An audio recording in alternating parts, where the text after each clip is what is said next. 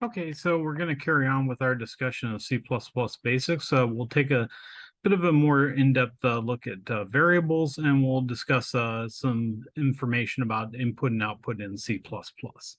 So going back to variables, you'll recall that a variable is something that can store a value.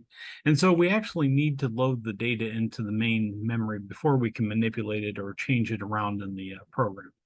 And this is a two-step process. We need to instruct the computer to allocate or put aside memory that we're going to use, and then include statements in the program to put that data into the allocated memory. So to put the data in its place and to give it a name.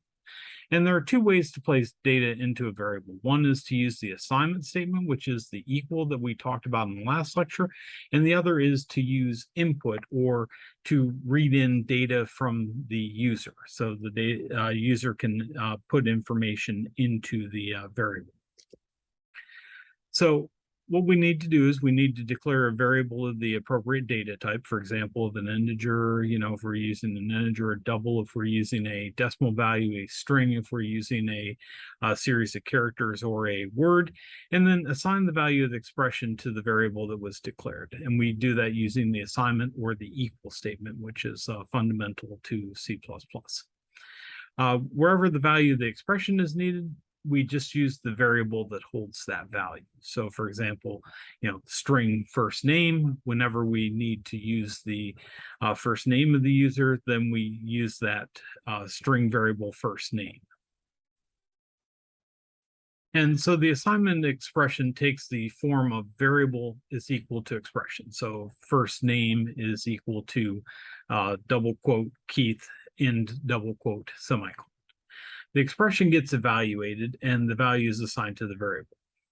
A variable is initialized the first time that we place a value into it. In C++, the equal is again called the assignment operator, and that's fundamental to C++ and most imperative programming languages. If you want to see how variables get assigned, there are some detailed walkthroughs in the textbook of examples 213 and 214. Show details of how those variables get assigned. Not all types of variables are initialized automatically. Variables can be initialized when they're declared.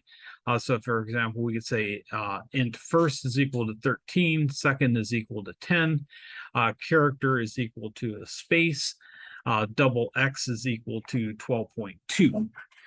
But we need to initialize variables before they're used, but not necessarily during declaration. If you don't initialize a value, then oftentimes the compiler will be nice to you, and well, I'm putting nice in quotes, and use just whatever happens to be in memory, which typically doesn't give you the result that you're hoping for. But it, oftentimes will attempt to be nice and use whatever value is previously stored in memory, and again, probably not what you want. So a lot of problems occur from not initializing variables.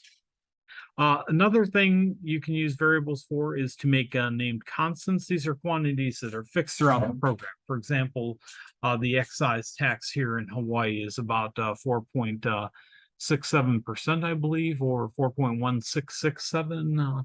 I forget exactly what it is, but it's somewhere between 4 and 5. And so we could use a constant. So we could do const double sales tax is equal to 1.0416 as an approximation.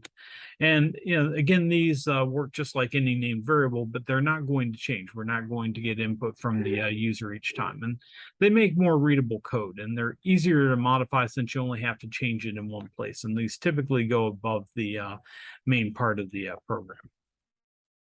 Another aspect of C++ basics are input and output, and it's kind of surprising that you don't necessarily get input and output unless you include the input-output stream library. So at the top of your program, you're going to need to do #include IO stream, and typically I do using namespace standard for CS150 and 151 because most of the things we're doing are out of the standard namespace.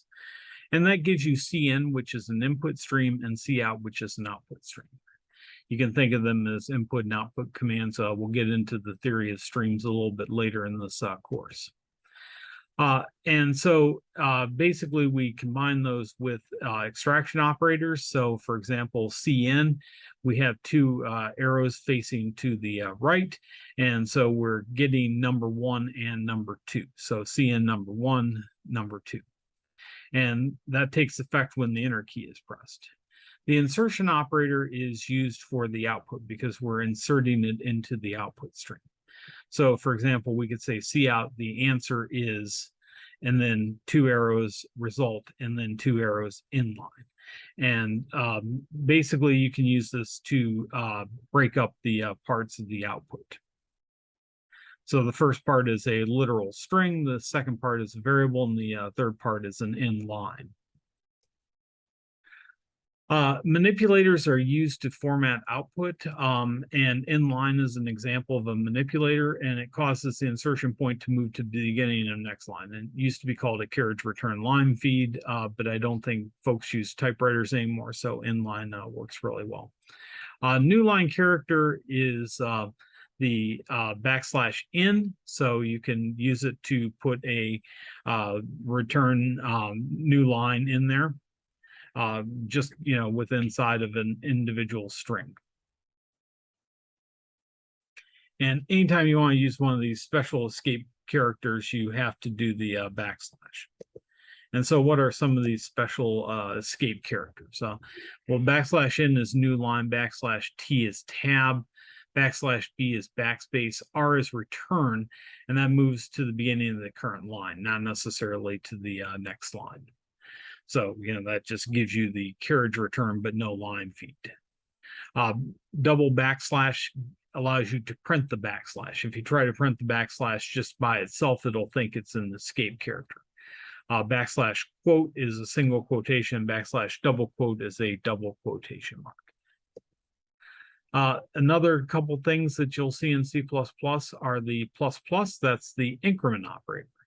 So I++ adds 1 to I. So it's the same as I is equal to I plus 1. I minus minus subtracts 1 from I. And you can use plus I or minus minus I with slightly different effects. Basically, it makes the change before the assignment. I would do the change after the assignment. So, again, use those prefixed versions of them sparingly until you know what you're doing. And that's it for our second part. Thanks so much for watching.